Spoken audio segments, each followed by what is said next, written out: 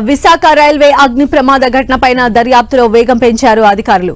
Korba express railway ప్రమాదంపైన విచారణకు తూర్పు కోస్తా మధ్య రైల్వే హెడ్ క్వార్టర్స్ నుంచి నిపుణుల బృందం రానుంది. చెన్నై, లక్నో నుంచి రానున్న నిపుణుల బృందం ప్రమాదానికి కారణాలను పరిశీలించనున్నారు. ఇప్పటికే రంగంలోకి దిగిన ఫోరెన్సిక్ బృందం విచారణ జరుపుతోంది. B7 బోగీలో మొదట మంటలు వచ్చినట్లు నిర్ధారించారు.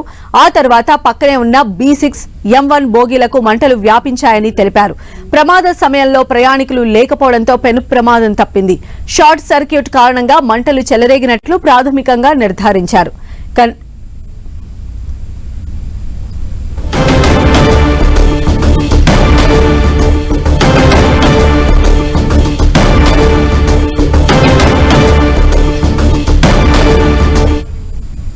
Since it's an empty coach, therefore there have been no injuries and no casualties. The damage is only to the coach. We are going to assess the damage. We are also going to investigate in detail the cause of the fire.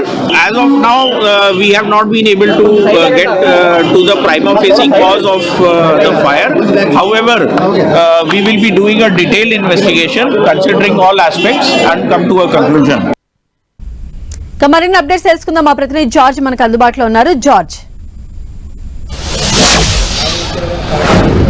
నిన్న జరిగిన Korba express రైలు ప్రమాదానికి సంబంధించి లోతైన విచారణ అయితే చేస్తూ ఉన్నారు. ప్రస్తుతానికి నిపుణుల బృందం ఇక్కడికి వచ్చి ఆ తరువాత ఇటు చెన్నై నుంచి అలాగే లక్నో నుంచి ఈ LHB కోచ్లకు సంబంధించిన నిపుణుల బృందం అంతా కూడా వచ్చి ఏదైతే B7 బోగి ఏదైతే పూర్తిగా దగ్ధమైందో ఆ బోగిని మొత్తాన్ని కూడా పరిశీలించనున్నారు. ఎందుకంటే నిన్న 7 గంటల ప్రాంతంలో ఛత్తీస్గఢ్ నుంచి ఈ విశాఖపట్నం వచ్చిన కోర్బా ఎక్స్ప్రెస్ 10 గంటల ప్రాంతంలో అగ్ని ప్రమాదానికి గురైంది.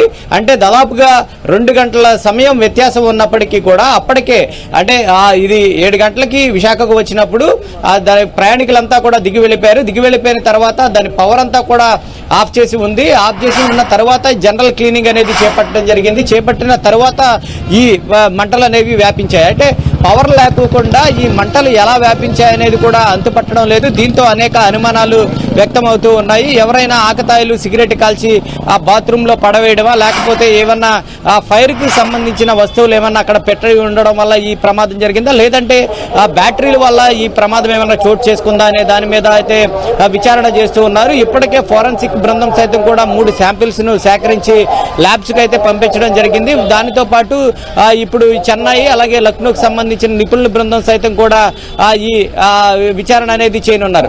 అయితే ఈ బోగీల్లో ఏదైతే LHB కోచ్లు ఏవైతే ఉన్నాయో వాటికి సంబంధించి నిర్వహణ లోపం అనేది చాలా సార్లు కూడా ఫిర్యాదులు వచ్చినట్లు తెలుస్తూ ఉంది. ఎందుకంటే సుదీర్ఘ ప్రాంతాలకు వెళ్లే వాళ్ళంతా కూడా ఈ ప్రయాణికులు ఏసీలు పని చేయకపోవడం కానీ ఇతర సమస్యలు ఏదైతే వాటిలన్నింటినీ ఫిర్యాదులు చేస్తూ ఉన్నారు. అంటే ఇక్కడి నుంచి ఎక్కువ దూరం వెళ్లే కోచెస్ చూసుకున్నట్లయితే కనుక దాదాపుగా 8 మంది వెళ్తారు.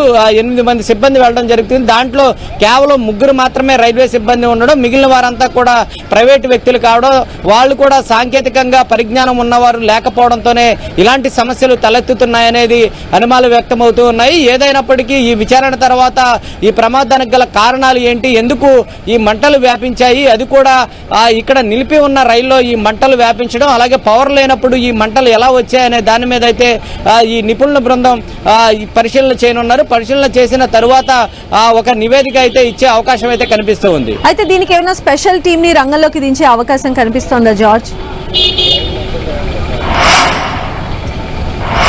ప్రస్తుతానికి ఈస్ట్ కోస్ట్ రైల్వే అధికారుల బృందం ఒకటి ఇక్కడికి రానుంది. వారితో పాటు ఈ LHB కోచ్ల మెయింటెనెన్స్ కి సంబంధించిన రీసెర్చ్ టీమ్ సైతం కూడా వస్తూ ఉన్నారు. మొత్తం కూడా వీళ్ళంతా కూడా ఈ బోగీలన్నిటి ఏదైతే బోగి కాలిపోయిన తర్వాత లోకో షెడ్కి తరలించారో ఆ లోకో షెడ్కి వెళ్ళనున్నారు. ఆ లోకో షెడ్కి వెళ్ళిన తర్వాత అసలు ఎందుకు ఈ ప్రమాదం చోటు చేసుకుంది అనే దాని మీద అయితే విచారణ చేసే అవకాశం కనిపిస్తూ ఉంది. ఎందుకంటే ఇటీవల కాలంలోనే ఈ కొత్త బోగీలు అనేవి ప్రవేశపెట్టడం జరిగింది. ప్రవేశపెట్టే దగ్గర నుంచి కూడా ఫిర్యాదులు అనేవి అనేక ఫిర్యాదులు అందుతూ ఉన్నాయి. ప్రయాణికుల నుంచి చూసుకున్నట్లయితే కనుక ఏసీలు పనిచేయకపోవడం, ఒక్కొక్కసారి ఎక్కువగా ఏసీ రావడం అనేది జరుగుతూ ఉన్నాయి. ఈ క్రమంలోనే వాళ్ళంతా కూడా అనేక ఫిర్యాదులు అనేవి చేశారు. ఆ ఫిర్యాదులు అంటే లోపల ఉన్న సిబ్బందికి ఫిర్యాదులు చేస్తున్నప్పటికీ కూడా వాళ్ళు పట్టించుకోవడం లేదనే ఆరోపణలు సైతం కూడా ఉన్నాయి. అయితే ఇక్కడి నుంచి అంటే దూర ప్రాంతాలకు వెళ్ళాలంటే కనుక ఒక్కొక్క రైల్లో 8 మంది సిబ్బందిని ఈ ఏసీ బోగీలన్నింటికి కలిపి 8 మంది సిబ్బందిని ఏర్పాటు చేస్తూ ఉన్నారు. దీంట్లో కేవలం 3 మాత్రమే రైల్వే అధికారులు ఉంటూ ఉన్నారు. మిగిలిన వారంతా కూడా మిగిలిన సిబ్బంది ఎవరైతే ఉన్నారో వారంతా కూడా ప్రైవేటు వ్యక్తులే.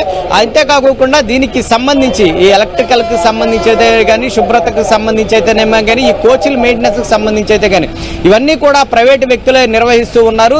ఈ నేపథ్యంలోనే ప్రైవేటు వ్యక్తుల నిర్వహణ సరిగా లేకపోవడం కారణంగానే ఇలాంటి ప్రమాదాలు అనేవి చోటు చేసుకుంటున్నాయని ప్రాథమికంగా అంచనా వేస్తూ ఉన్నారు. ప్రయాణికులు సైతం కూడా అత్యధిక ఫిర్యాదులు సైతం కూడా అందజేస్తూ ఉన్నారని చెప్తూ ఉన్నారు. ఈ నేపథ్యంలోనే ఇటు ప్రైవేటు వ్యక్తులను తగ్గించి ఈ సాంకేతికతతో కూడిన సిబ్బందిని పెంచినట్లయితే కనుక ఇలాంటి ప్రమాదాలను అరికట్టవచ్చు అనేది భావిస్తూ ఉన్నారు. ఏదైనప్పటికీ నిపుణుల బృందం వచ్చిన తర్వాత ఈ ప్రమాదానికి గల కారణాలు ఏంటి అనేది అయితే స్పష్టంగా తెలిసే అవకాశం కనిపిస్తూ ఉంది. Right George.